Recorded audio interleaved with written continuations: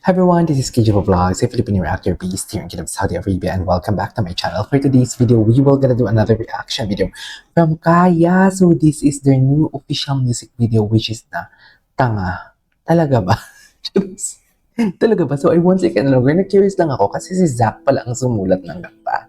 Nakita ko sa description na si Zack ang sumulat sa kanta. Pero hindi ko talaga siya pinakinggan. Even the concept, the teaser, hindi ko talaga pinanood. Hindi ko din ginawa na reaction video because I want that the element of surprise here sa reaction video ko, makikita, ma-show ko talaga sa inyo kung anong reaction ko. So, it's really sad kasi up until now, hindi ko talaga memorize sila. Yung mga names talaga nila. So, please bear with me, okay? But, I've been reacting to Kaya something like 4 or 5 videos already. But it's just that may syndrome lang talaga ako na yung alam mo yun, yung, kasi pare-pares din sila ng mukha. Basta alam ko dito, may kambal. May kambal dalawa. Actually, ni isa sa kanila nakalimutan ko na yung mga pangalan nila. So, I won't take any longer. Let's all watch this. Kung anong kantang to, what is this song all about. And I hope na mag-trend din to. Baka naman kung sakali. Naniniwala kasi ako talaga pagdating sa isang P-pop group, isang kanta lang, katulad ng Bini, isang kanta lang. Although ang Bini kasi marami din naman silang kanta, pero kasi merong kanta sila na sumika talaga. And right after that, based on my experience, right after that, napakinggan ko isang magandang nilang kanta. And then, nang binalikan ko yung mga old songs sila, ay maganda pala. So, kahit isang kanta lang sa Kaya, tumunog naman sila, di ba? Actually, matunog din naman sila. But it's just that, syempre, parang gusto din natin yung mga Bini levels, SB19 levels, something like that. Even sa BGYO, yan din yung ano ko. Yan din yung wish ko. But nonetheless, nevertheless, let's all watch this. Under ano pa din ba sila? Sa previous management ni ng SB19. Anyways, let's check it out.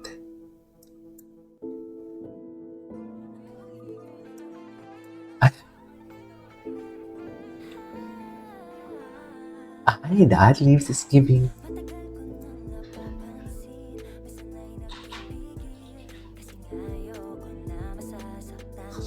Okay, I have to be honest with you. When I first heard the song, yung music na tumunog, it reminds me of something na kanta ng Bini. I don't want to compare, but I really don't know bakit yun agad yung pumasok sa isip ko. Okay, so please don't judge me. Anyways. Hindi ganun. Hindi ganun yun. Yan, the rhythm, the beat. Yeah, the beat.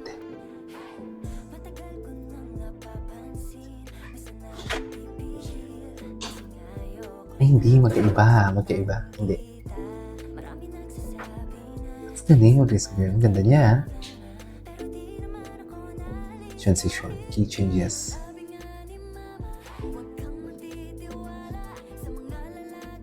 Eh, yun ba yung kambal? Ito yun, no? Ito yung kambal, no? Wala. Kahit na. Ganda nun. Ang ganda nun.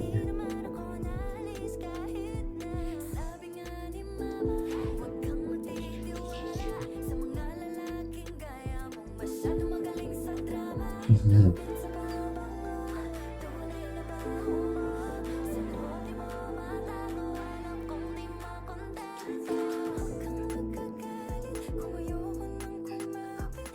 What's the name of this girl? Anong pangalan nitong babaeng to? Ng girl na to, sorry, ng babaeng to, nang gigil ako bigla. Ang ganda ng texture ng boses niya.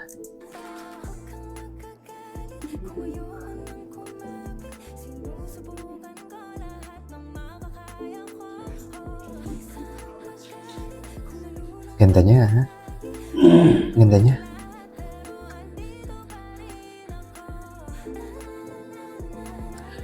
Oh, I love the song. Oh, the ad-libs. Actually, yung barrier din minsan, nagbabary din ang isang kanta pagdating sa mga ad-libs, pagdating sa mga rhythm and beat. Rhythm and beat talaga dapat, pero yung ad-libs niya, ganda. No, not that part. This one.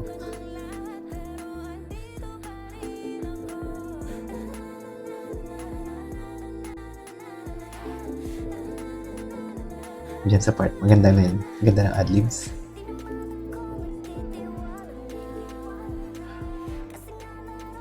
Oh, cutie. Is this namang Nate? Parang siya yung pinakabata.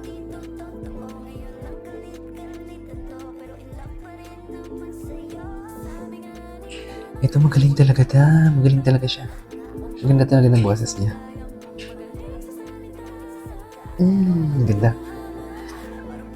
Ang ganda ng harmonization nila. Juicy.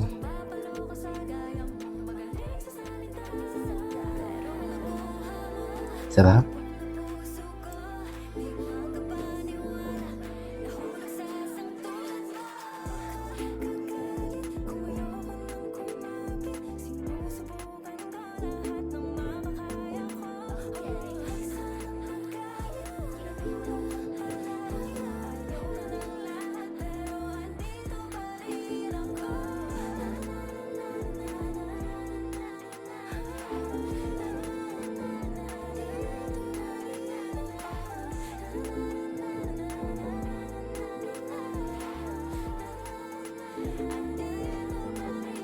Ang ganda namang adlibs nila. Ganda. Wow, juicy. That's so juicy. Tapos na? Yun na yun? Ay, ito. Meron pa. Cutie Charlie. Sophia. Ang ganda namang adlibs ng kanta nila, Angela. Okay. Though the settings, the setup of their music video is isang location lang. Anyways, balikan mo natin. Dito sa part na to, yung nag-adlibs. Wait. Dito. No. This one. This one is my favorite part.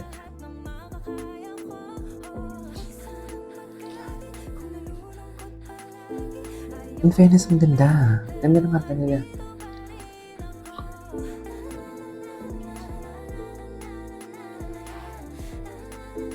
Ang ganda ng adlibs. Laban na ng adlibs. Anyways, yun na yun. Ganda-ganda ng katala, in fairness. Though wala naman minention doon yung tanga, right?